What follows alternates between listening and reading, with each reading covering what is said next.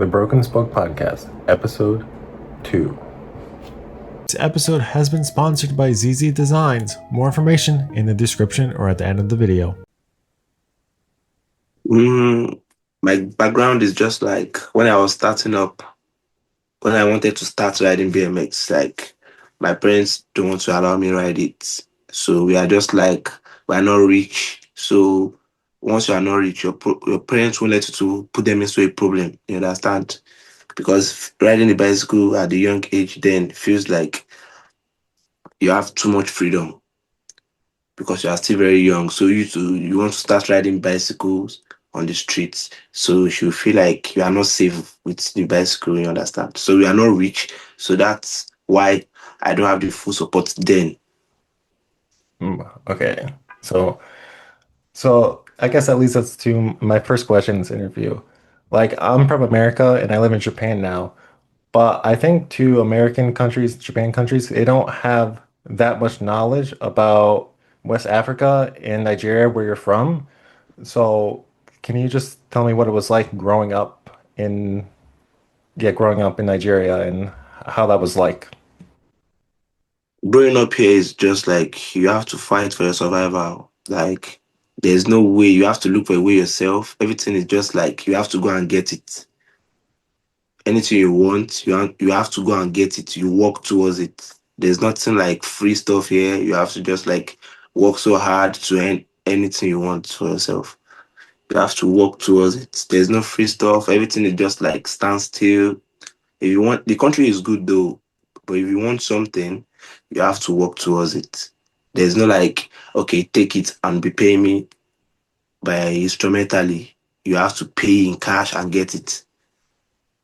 Uh, okay, so you have to work hard for everything you want. Yeah, And anything you want.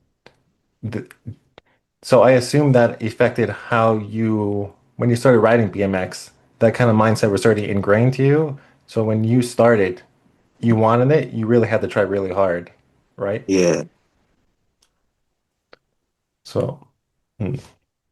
So when you started riding BMX, what was like the catalyst of you saying, I want to ride BMX? Did you see like a video or a video edit, or did you see your friends riding? Mm. Firstly, I didn't see a BMS bike yet. I'm a bicycle lover normally. I do ride bicycle around the normal bicycle, which is not BMX. So I do ride it around. I have it. So there was a day I was just riding down the street and I saw a guy riding another type of bicycle used to the one I used to see around me. So he tried to jump a little bit, just like lifting the front tires. So I was like, the bicycle, then that little jump was very high on my own eyes because I've not seen it before. So I tried to make friend with the guy and ask him where he got the bicycle from. So he told me just he does not know it's a BMS bike too. He's just riding the bicycle as a normal bicycle. So but the bicycle is more easier to lift than our own because my own is very high and his own is very low. So I was like, I like this type of bicycle. Where do you get it from? Let me try and get it as well. So I trade my old one and get his type.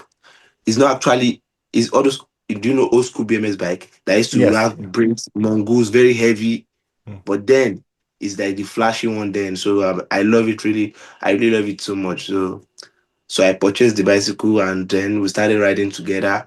So from there, we were scrolling on Instagram one day.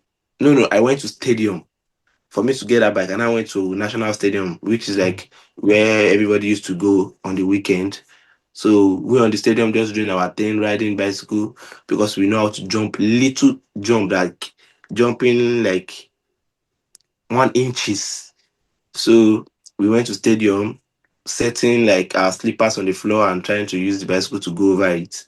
So there was this guy that came to us. He said he has the bicycle too, and he's a BMS rider. So he invited us to their meet up. So we saw them there. There are many, and we are still very young. They are very big. So we saw them doing a lot of stuff, and we fell in love with it. From there, they introduced us to online. We saw videos of people riding the bicycle as well. So started watching and practicing more. So from there, we are getting better and better. So introduced me to the online BMX parts, but the normal one I know was through friend. Oh, okay. So, how old were you when you first got that BMX bike about? Around 10. 10? Yeah. That's pretty young. I had a similar experience. When I started, I had a like a normal bicycle, like a mountain bicycle. Then my friend, he did like a trick on the street. I was like, "Oh, that's really cool. I want to try that." And I became friends with him along that lines. So you started riding when you were 10, and all this time you were Yes. just Just in love with roaming it? around, no tricks, just No roaming tricks yet? about. Yeah, no tricks here. I started learning tricks when I was around, let me say 15. Yeah, 15. because then it was really hard. No video of you to practice, no video to watch so you can know how to do it because I'm very new to it. That's my first time seeing that type of bicycle. And I'm not even pretty sure bicycle can jump up then. So until I met people and make friends and watch videos. So that's when I know the bicycle is possibly able to fly. Hmm. Okay. So when you started doing tricks, you had the same bicycle, or did you get a new bicycle yet? No, I used that bicycle a lot because the bicycle was in perfect condition. But with time, I started seeing bicycle that are more professional than mine. So I still have to trade the old one and get the updated one. You know, you have to just like sell out the old one and add some money to it, then to purchase another type you like. So from the mongoose bike, I saved up again and I bought a Sunday bike, and the bike it was really nice. It was a short bicycle, and it feels more good for me to try more tricks because it's a lot shorter. So that one was easy for me to jump and try like 180 stuff then. So from there, that bicycle helped me a lot. I used the bicycle to learn almost all my tricks. So when you were learning the tricks, did you have when you started learning tricks, did you meet people who were learning the tricks too to help you, or was it mainly like you practicing by yourself or a group of people? I'm not alone. You know, those days when I came back from school, I'll just go to I'll just come back from school, remove my clothes, put on another clothes, just go and carry my bicycle, then go out for a ride. So my guys too, we have a place that we do ride. Once they are back, we don't wait for each other. They'll come and meet you there. They know you'll be there because that's like that bicycle feels like a car to us. We always want to ride it. Whenever we are back from school, we just want to go and grab the bicycle and go and ride it. So they know once I'm back from school by 1 p.m., possibly if they come to my house, they not see me, they know I'll be there. So they'll come, we'll practice together, set something, try to jump it over. So we practice together. So it feels more easy for us to learn. Hmm. Yeah, that was the same with me growing up. We would come out from school and go meet each other and ride the bicycles. Yeah. Um, like, okay, so n now you're at the point where you have the bicycle, you're learning tricks. What was that inspiration? Just because you wanted to learn and progress and have fun, or did you really want more to it? Like, did you want to become pro, or do you want to see where it can take you, or you were just like, this is fun, I want to learn new things? For me now, like I changed my mindset recently because I'm more exposed to the BMS community and all. So in my country now, if you are riding BMX, we don't have more, we have less assistance. You have to just like be doing your stuff and hope one day someone finds you here to help you, maybe support you and ask for what you'll be needing, then try to help. So recently, I just changed my mind because we've been riding this a lot and we ask questions from the professional riders like how long have they been riding and how did they find their sponsors and all. We do ask questions. So we are very close to Courage and some other guys as well. So well, we are very close to Courage. So we ask Courage questions like, bro, how long did you ride before getting a sponsor? And how does the sponsor help you change your ways and your how help you towards your career? So you always give us like his own part of the story and tell us that He was just doing his stuff one day in the park, and then one day someone took him to a guy. The guy is a friend to the owner of Fly Bike Shop, Mm, and they got him sponsored. He told us a lot of things that we just have to keep working. That they are saying us, just keep doing your stuff. They are seeing you, so you can't tell me. You know, if you post on Instagram, the video go viral and anybody can see. So if they have interest in you, they'll message you and be like, bro, and we are saying it the way he says it, that's what we are saying. Because at times when we post video, I'll get a DM from a brand like, bro, I have a shirt for you. Can you help me use this shirt to ride your stuff? And I'll say, okay, it's cool. They'll send it to me and I'll use the clothes to do this stuff. So I hope one day, if a sponsor is coming, I'm gonna get it through that way as well. I just have to keep doing my thing, and I know it's frustrating here because doing it without making any cash and still putting out your cash on what you are still doing because there's no way. My tire just got exploded last week. I was trying downside tail and the tires is already pulling out. I'm not saying it because I'm still trying the trick. So as I did it like this, I just the tire just boof, just burst from where we are riding. Is very far from my house. I have to push the bike down from there to my house. mm, And now parts are very expensive here. We don't even have a BMS store, so you have to still bring out your money that you have to be using to survive and get parts. You understand? So if you are not patient enough, you feel like all this thing I'm spending all my money and not getting anything in. You might want to give up, like I'm not doing this shit again. So, but we really have real love for the sports. We love it from our hearts. Just not like we are just want to ride this for fun. No, we like it's what we like from start. And with the help of my colleagues, because you doing stuff with the people that have the same mindset with you, you enjoy it even more. It will be hard for you to quit because I surrounded myself with the people that have the same dream with what I want. So seeing them doing the same stuff always be like, are you riding today? I say, yeah, I'm riding. Let's go together. So it's always fun for me. Is I'm not alone there. We are the same. So it's make me feel good when I'm going together with them. So we can film clips and then try riding new stuffs. mm. Yes.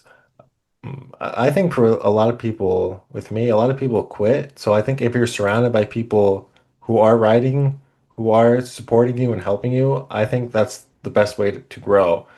But when it comes to opportunities, Yeah. do you feel like being in Nigeria, there's less opportunities to get sponsored than like America or Japan, or do you feel like because of Instagram, you have the same chance as other people? You know, for me, firstly, it has to be a country, because we have different type of riders in their country, which them they want to get sponsor as well, which they are riding ads and they're in that country, which they are not have sponsor yet. So their sponsors will feel like we have a lot of rider in our country and we have not sponsored them yet. For them to now come down to Nigeria to pick a guy, it will feel one kind like they have a lot of rider on their own spots and coming down to another country to pick up a rider. So firstly for me, I feel like our country have to even like, this thing is if not of courage and Red Bull, our state government wouldn't have recognized our sports because we are very few. They like sports like football, long tennis, swimming sports. So they feel new to the sports. When we were about to commission our park, our skate park, so that was when they even find out that there is a bicycle that can jump, there's a bicycle that can do a backflip. When they are watching Corey doing backflip, so they were surprised, like, bro, this is new. They haven't seen it before. They used to watch it in the TV. They feel it's film trick or something. So seeing backflip, that was when they started seeing us for the first time that we are doing this kind of stuff. So assuming BMX is big here, like it's very big, like let's say like BMX is like football in Nigeria now. Now everybody will be you can't even be walking on the streets because you have a car, you have house, because the government will provide you with everything because they know that you are the one representing them out there. But for the sport is not that big here yet. So that's why I feel like we have less opportunity here. So Instagram now is just like the platform which gives you the audience for more people to see you. Like even the rich can see you on Instagram, the poor can even see you on Instagram. So who wants to help you can come through from there. And because here now the sport is not that big, we are just trying to push it out there. A lot of people have quitted. We are just the one just keep doing it, and more people are coming. But they are coming. The bike now is very expensive. If you tell them that the bike is around $300 to get a bike, they'll be like, it's too much. How did you acquire this one? I'll tell them, I sold this one, I bought this one, I upgraded this part, I put this one. So they will think all those steps will cost them a lot of money. So because we all know how hard it is to get money here, they will just put their money in their pocket and walk away because they feel like the sport is expensive. Because there's no way you ride your bike and you won't damage parts and you need money to replace the parts for you to be able to use the bicycle. So Instagram is like the open page of everyone to see what you are doing. If you want to get helped, help will come from Instagram. So I spoke to Stranger BMX Hmm. bike. So they accept to sponsor with parts, but the shipping here is really crazy. The cost of the shipping and the tax is expensive. So they couldn't get it to me. So I'm still hoping maybe if I have money, I'll just send them the money so they can help me ship the stuffs. So that's all. Okay, yeah, I understand.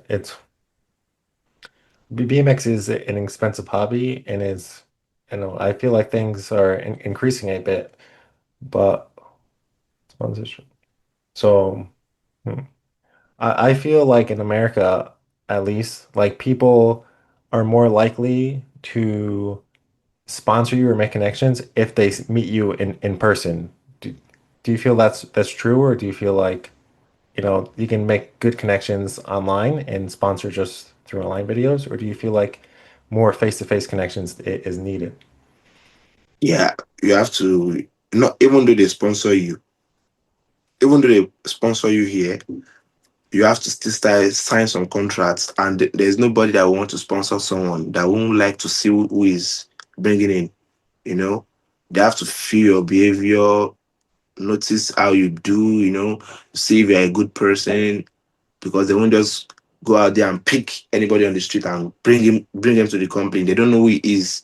They don't know if he has mental issue. So they have to meet you in person as well. Even apart from the Instagram parts, messaging you because you have some followers, they have to still meet you in person because there will be some stuff that they want to give to you, and you have to go and receive it yourself, like so they can see what they are putting their energy on.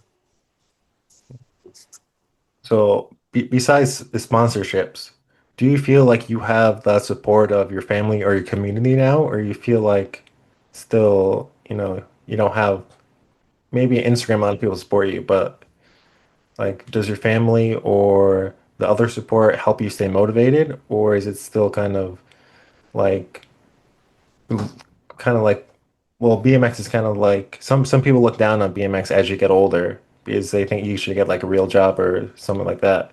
Do you feel that, or do you just have people supporting you from everywhere? The thing is, here, I only have one of my uncle that used to be one of my fan. So with time, he started asking me, "Are you working towards your goal? Like, where do you see yourself in 5 years' time?" So I used to tell him like, I will just keep doing what I'm doing. I know for me to have this bicycle love in my heart, there will be a reward for me. So for in the community, I don't give a fuck about them because they all have what they are doing, and there are some people that are learning works. They are learning handwork, like learn how to fix car. You will learn it until you become your own boss. That before you can start earning money. So far, you are learning from someone, you won't get paid. So me now, I'm living alone, riding my stores. I don't have any job, but I have a dirt bike that I do rent out for people. So I get cash, and at times few like in a year I do go shoot with the BMS bike like 5 to 10 times in a year. Not always, but most times. So I do get little cash and I'll just keep it one side for in case I have like a bad tires or something. So I'll keep the money aside. So far, the bike is taking care of me and I'm living fine with it. I don't know, I don't care what the community says, but I know I have good people around me. People like me on the street, like, hey, bro, I used to watch your clips on Instagram. I'll say thank you. So the love is still there. Like, the love is there. I think for a lot of people, the choice of, especially for me, there's like a lot of pressure from everybody to follow this one path of life, job, family. But I think it's really probably the most important to follow your passions because when you're older, if you don't follow them, you're gonna regret not following them. And even Yeah, if, the best possible outcome doesn't happen, you're still gonna succeed in many ways as long as you don't give up. Like when I started, Instagram and Facebook, I went years before people even noticed. When I was making, riding bikes, making the videos all myself and YouTube videos, I just really wanted to hang out with my friends and make videos, combine these. And, of course, there wasn't, that much support in the beginning because people were like, you have nothing. You don't know how to do anything. You have no followers. And, but as you grow, more people come out and say, wow, that's really cool. But that they weren't there for the whole beginning. They didn't see your vision. zzdesigns is one dude in his basement bringing back the 90s style design, heavily inspired by motocross and the early FMX scene. And he's just doing it for the love of the game. That's why I gotta support the homie on this one. Hit him up for any designs on Instagram at zzdesigns.